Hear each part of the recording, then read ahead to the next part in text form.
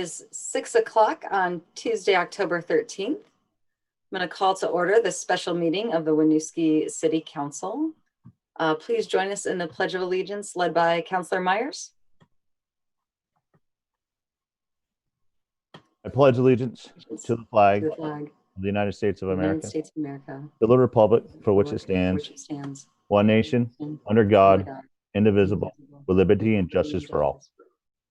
Thank you. Next up is agenda review. I did just want to propose that we skip the council reports section this week. We can hold that till our next week. There's only 3 of us here. All right, so we will remove item 5. Next is public comment. So this is a chance if we have a member of the public who would like to make comment on something not on the agenda. So if you are not here about the public hearing, you could speak during this time. You can indicate your wish to speak by using the raise hand feature in Zoom or pressing *9 on phone.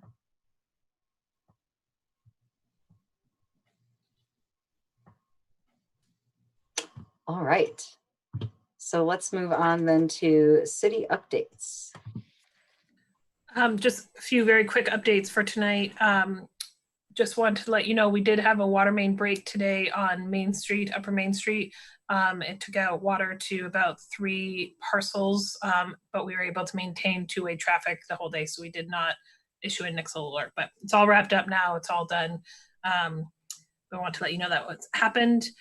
Just another request for Halloween in Winooski and people to take the pumpkin pledge and carve pumpkins at home safely with their family and then have them displayed in the Rotary. If folks are interested in doing that, please visit our website and take that pumpkin pledge. And then just want to share that as of today, we have received 961 ballots at City Hall. So they are coming in fast and furious, and huge thanks to Carol, the city clerk, and her team for all the work she is doing, processing all of that information. So thank you very much. All right, thanks, Jesse. So moving on to our public hearing, our second of them on this topic. So a public hearing was noticed for the consideration of changes to the Winooski City Charter. At this time, I'd like to open the public hearing. I'll begin by sharing some background, and then we'll detail the 3 articles within the charter change before we move into the public comment and question period. So just for some background, in 2018, former member of the City Council proposed a change to our city's charter that would allow residents who are not yet U.S. citizens to vote in local elections. In 2019, a charter commission was established to bring forward a recommendation to the City Council on this topic. Through a series of public meetings and engagements, the commission brought forward their recommendation, including all resident voting, a so-called home rule language change, and several administrative items. These items are on the November general election ballot for registered Winooski voters to vote on. The city also sent a mailer to every registered voter, including details on each item, in tonight's public hearing. We'll present these changes in greater detail and answer any questions from the public. So I'd like to start with Article 1, and our Charter Commission Chair, Liz Edsel, will explain that article to us on the all resident voting change.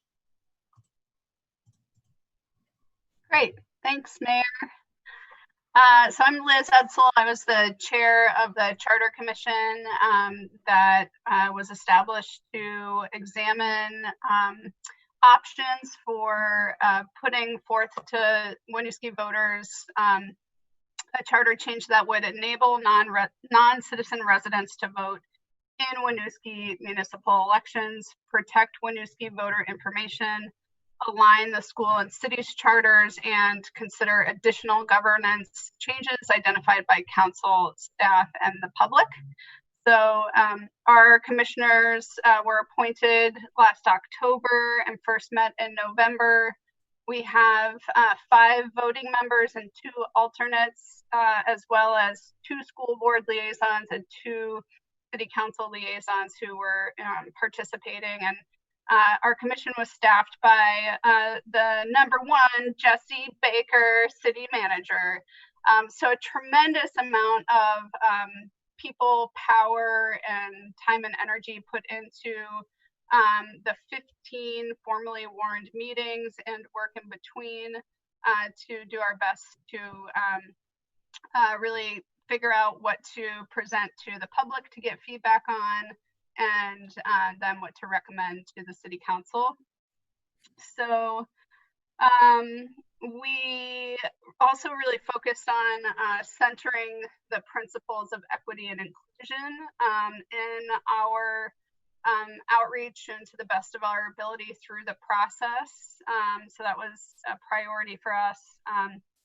The onset of COVID-19 definitely interrupted some of our outreach plans, but with additional assistance from the multilingual liaisons who are employed by the school district, we were able to really connect with a lot of different stakeholder groups throughout the summer, and got us to a place where in late July, early August, we felt like we can make a recommendation to the city council to place all resident voting on the November ballot, and also include the other charter changes.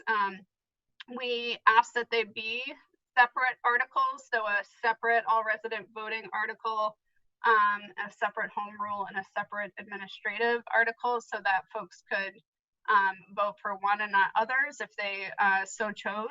And we've been really trying to get the word out. Now, there's a bit of kind of noteworthy discussion that we had as a commission that I think would be worth sharing with the public. So the first was components of the language that we wanted to use and include in the ballot. So the term all resident voting versus non-citizen voting, and whether to specify legal in the language. So on the first, all resident versus non-citizen, we discussed the importance of using inclusive language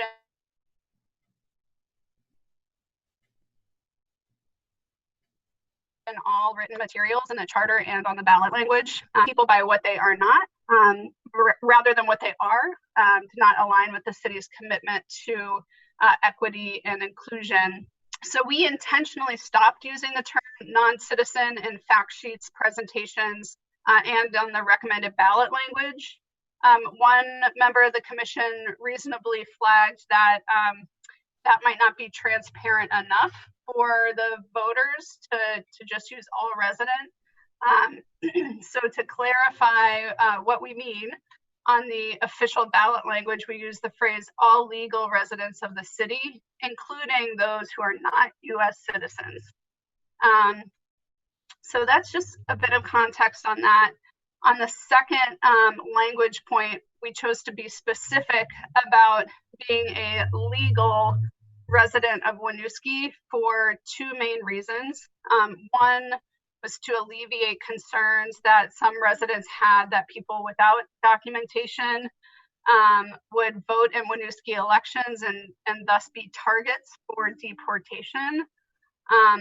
And related, knowing that the voter file must be a public record, and I'll talk a little bit more about protections for the voter file in a moment, but knowing it is a public record, we wanted to avoid having any new voters be the targets of those individuals or agencies concerned about illegal immigration. So while excluding residents who are living in Winooski without federally sanctioned documents could be considered going against that rule of inclusion, the commission felt that this initiative should be centered on further engagement and inclusion of our diverse population, and not a debate on immigration itself. So we assumed that the vast majority of residents who would be motivated to vote in a local election are current with their legal residence documentation. And so thus we would not be excluding any potential new voters or very few. The second key discussion was on voter list protection. related to the earlier concern about the voter file being used by ICE or other agencies as a tool for, targeting our residents. We chose to include in the ballot language protect the same level of protection of our voter file that the state of Vermont already has. And so that's already been vetted by attorneys. And that protection is from using the voter list for commercial purposes and from releasing the voter list to federal agencies. So that's what we were able to put forth to voters on that front.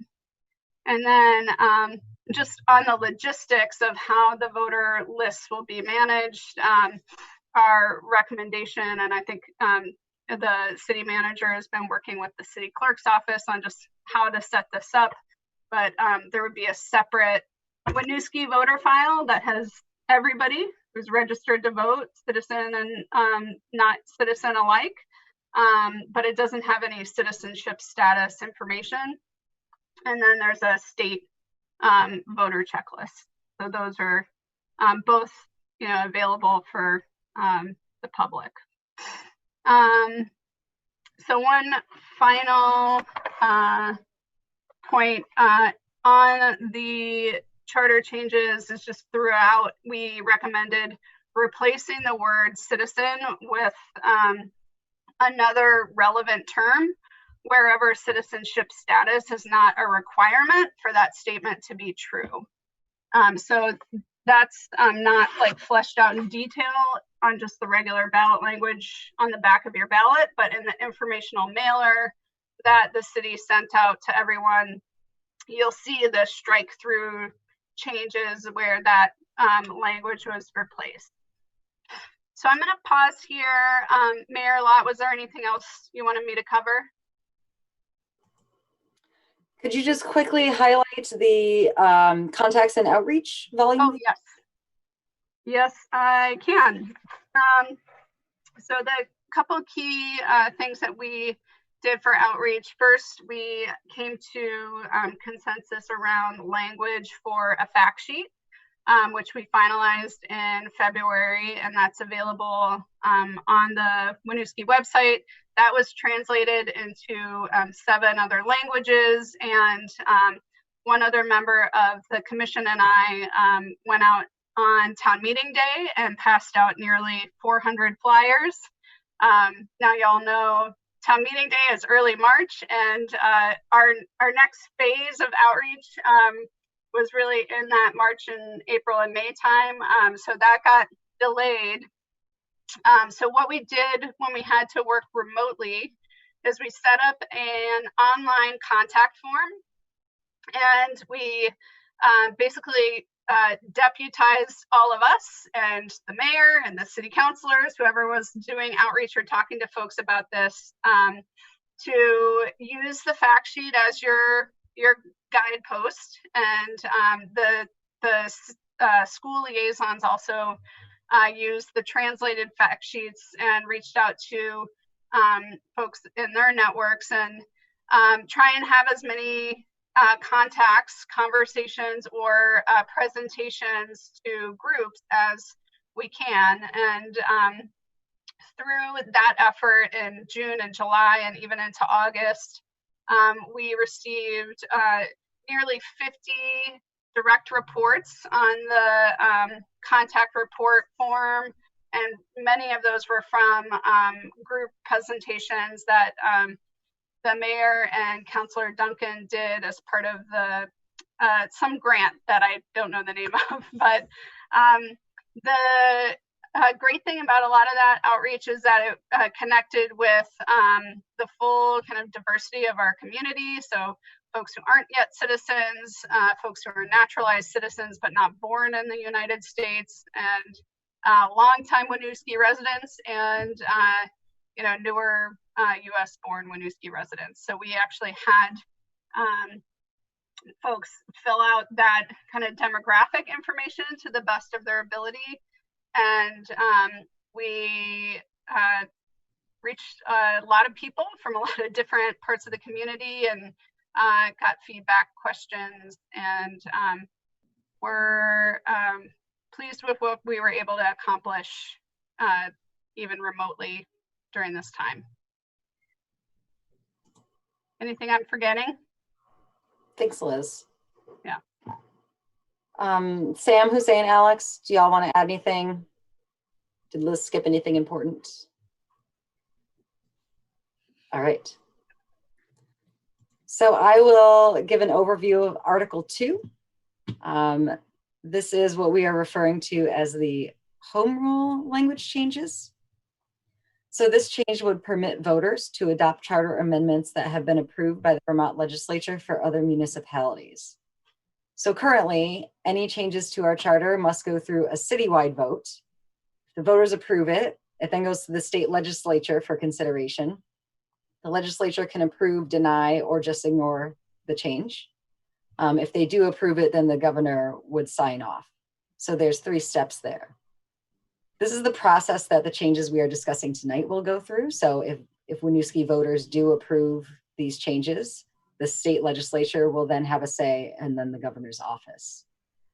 The proposed amendment in Article 2 would take out the legislative and governor steps for changes that those bodies have already approved for another Vermont town, leaving Winooski voters as the one and final decision. So for example, when Winooski wanted to start a local options tax, as each of our neighboring communities had done before us, we had to get that approved by the legislature in addition to our own voters. Were this charter amendment in place at the time, because the legislature had already approved a local options tax for Burlington, Colchester, Williston, we could have installed one in Winooski simply with voter approval and avoided those additional steps. This language has been vetted by the Vermont League of Cities and Towns and is supported by Councilor/State Rep Colston, who is unfortunately not with us this evening, but he spoke to this at the previous public hearing and removing sort of this duplicative work from the plate of our state legislature. So that is Article 2. I'm going to turn it over to our city manager to give an overview of Article 3 administrative changes. Great, thank you. So then we have a series of, in one vote, 5 small administrative changes that modernize and allow our charter to reflect current practices. Just walking through those quickly, and again, these are posted on our website. These are actually listed out on the ballot and are in the mailer that went out to each registered voter.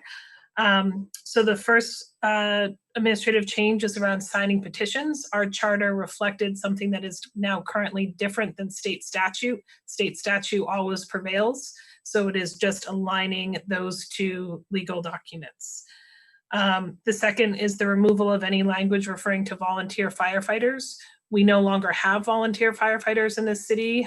Each firefighter who responds to calls or is trained to provide public service in Winooski is compensated for their time on an hourly basis. 3 is to allow the city manager to give the title of Human Resources Director to the staff person doing that work for the city currently. 4 is to amend the language around tax assessment for commercial properties to reflect current practice. In the current charter, that language refers to fair market value, which is never a factor that's taken into consideration with assessing a property tax. So it's bringing that into line with what our current practice is. And then the 5th is to modify the oath of office language to remove the referral to a specific religious preference.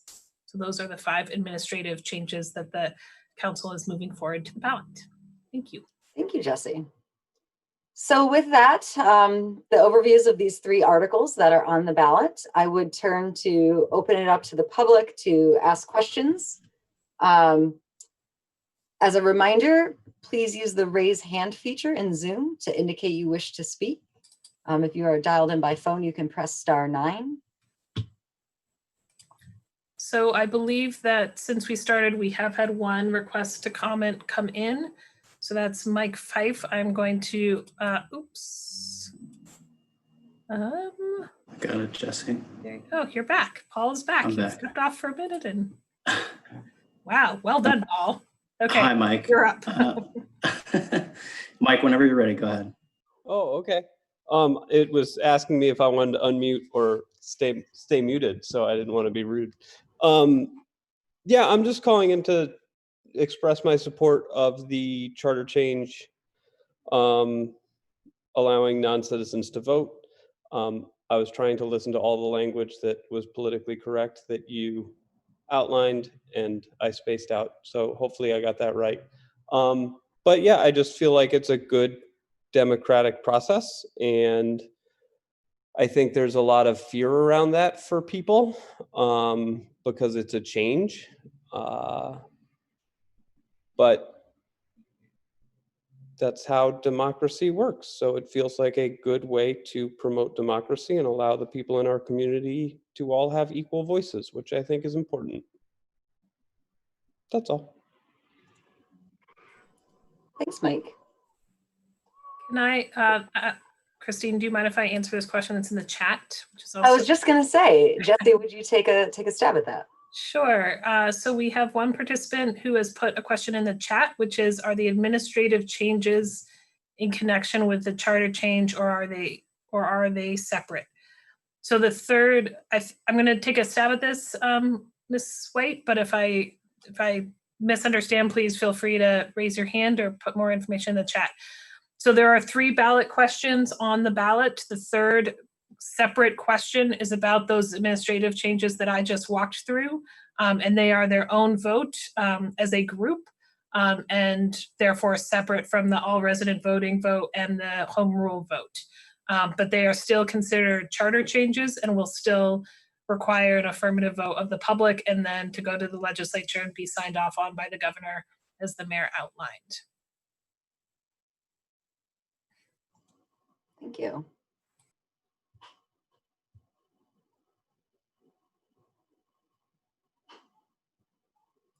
There are other folks who wish to speak. Again, you can use the raise hand feature or paste something in the chat.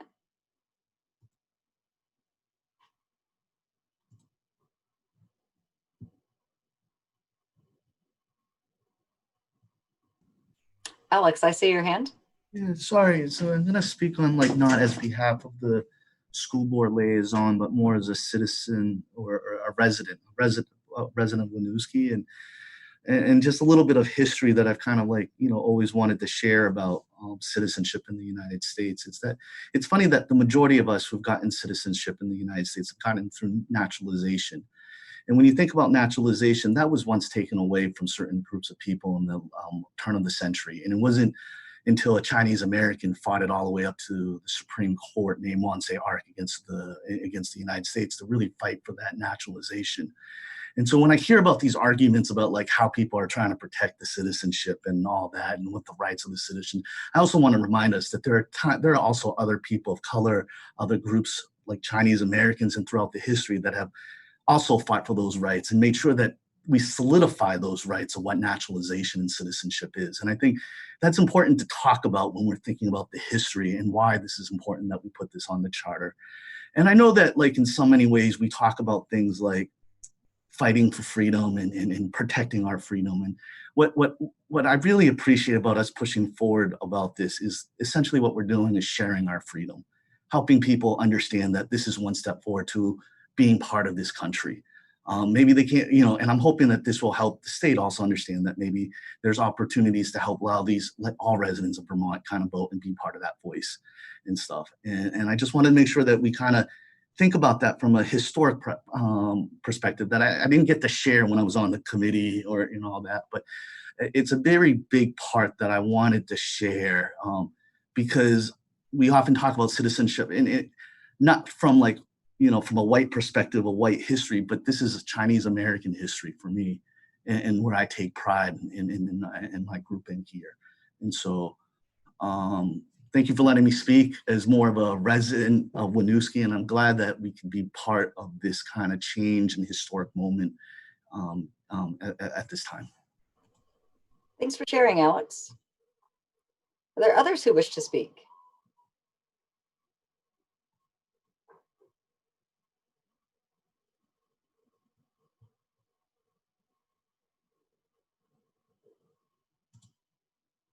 Mike. Hello, everybody. I have a question that just kind of dawned on me. Reading the cover letter, the Vermont Statute 172645. I don't know if Jesse, if you can answer this question or not. Is the city of Winooski or the city council in violation of that statute because of the state mailing the ballots to every registered voter? So we're having the public hearings with people already having the ballot in their hand and voting.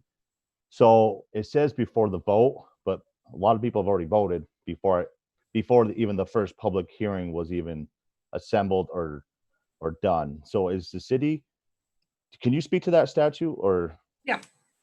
So that's a really good question, Mike. So there's a number, the state statute calls for a number of different kinds of public hearings. This public hearing is really meant to educate the voters before a vote takes place. So in normal times, as you are suggesting, those would be before the election day. So it would be before people already voted. However, state statute is very clear that those two public hearings have to take place not more than 40 days and not less than, don't quote me on this part, but 10 days before the vote, which is why we had to have them in this window. But it is weird this year that the ballots got mailed out and statute is silent on that. It's not that mailing out of ballots to each voter is not taken into consideration as part of this hearing process, but it is intended to be after the council has made the vote to put it on the ballot. So I don't believe we are out of compliance, and our city attorney has reviewed that and doesn't believe we are out of compliance. However, that is likely a question we will have to answer when this goes to if this goes to the legislature, how we complied with that statute. Just as a reminder, there will also be it's not really part of that statute public hearing process, but there will be another public hearing warned for the night before election day at your regular November 2nd council meeting. Did that help, Mike? It did, but it's still, you're still unsure if the city can be held accountable for being being in violation of that statute. That's why I was just wondering, because we're not living in a normal time, and right. When it says before the vote, that means November 3rd, when people actually go see this for the first time, and not 4,600 people in the city of Winooski that are registered to vote have it in their hands already. And you said almost 1,000 have already voted. Correct. But and a good majority of that was before our first public hearing was even assembled. So I was just trying to cross the T's and dot the I's kind of thing. Yeah, again, good point. While I don't think there can be certainty, I think that we have interpreted statute as well as we could. And it's also, quite frankly, part of why we sent that mailing to every registered voter before the ballots went out. So every registered voter who received a ballot in the mail before that got the mailer that outlined all of the charter changes in detail. So hopefully, even if they were not able to participate in one of these public hearings, they did have that information ahead of time. Thank you. Thanks, Mike. Are there any other questions or comments? Just a point of clarification that the first public hearing was held before ballots were received by Winooski voters, which was a matter of timing, not planning necessarily, but just on that point of timing of hearings and such, wanted to clarify that. Yeah, I think ours were a week later than others. I was eagerly checking the mail every day, being disappointed. Any other questions or comments? Again, you can use the chat or the raise hand feature if you would like to be recognized.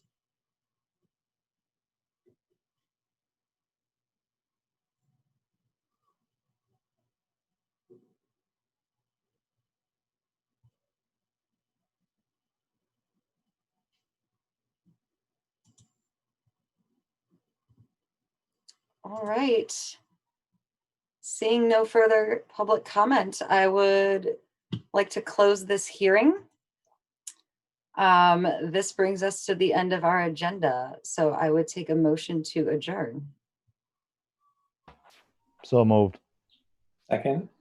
Motion by Mike, second by Jim. All those in favor, please say aye. Aye. Aye. Aye. Motion carries. Thank you, everyone. Enjoy Good night.